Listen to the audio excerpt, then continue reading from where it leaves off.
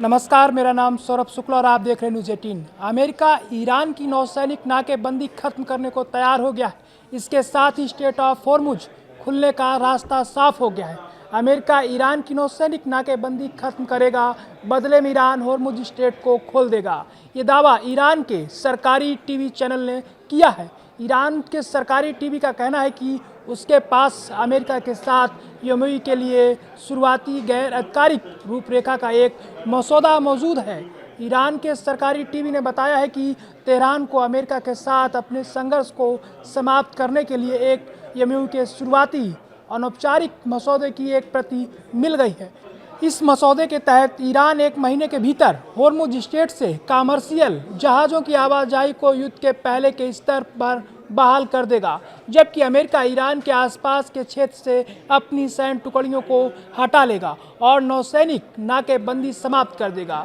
सरकारी टीवी ने बताया कि इस मसौदे में युद्ध पोतों की तैनाती में बदलाव शामिल नहीं है। इसके अलावा ईरान द्वारा ओमान के साथ मिलकर स्ट्रेट ऑफ हॉर्मुज में जहाज़ों की आवाजाही के मैनेजमेंट का मुद्दा ऐसा है जिस पर सहमत नहीं बन पाई है। मसौदा ये भी कहता है कि बिना ठोस सत्यापन के तेहरान कोई कदम नहीं उठाएगा।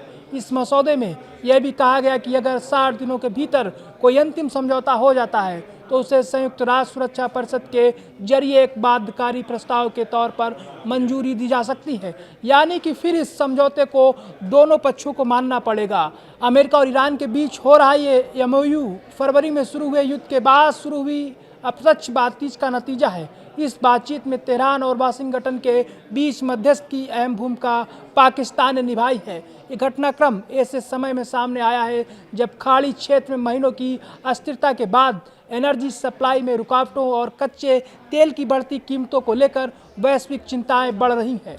भारत और दूसरे प्रमुख ईंधन आयात करने वाले देशों के लिए हॉर्मुज को खोलने और ईरान का शांति की और बढ़ता कदम भारत के लिए बड़ी राहत लेकर आया है। ये जलमार्ग विश्व के सबसे महत्वपूर्ण एनर्जी चोक पॉइंट में से एक है, जिसके चलते ग्लोबल मार्केट ईरान वार्ता में हो रहे घटनाक्रमों पर बारीकी से नज़र रखे हुए है।